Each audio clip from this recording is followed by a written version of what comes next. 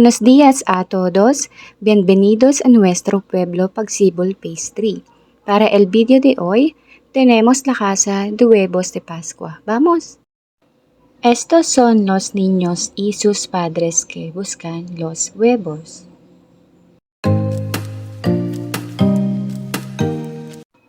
Los que consigan más huevos recibirán muchos precios.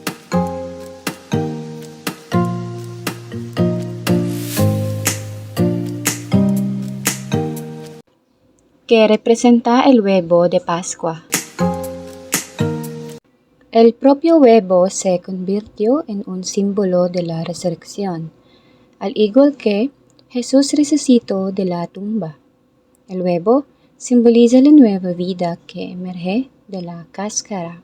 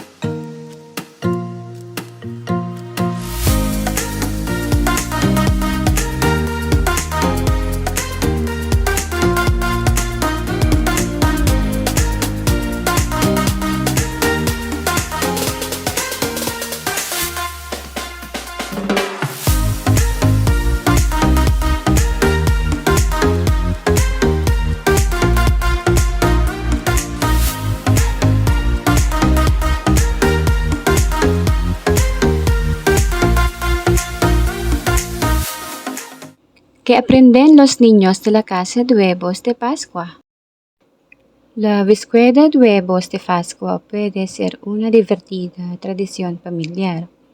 Puede ayudarles con la motricidad gruesa, la planificación, la organización y el seguimiento de instrucciones.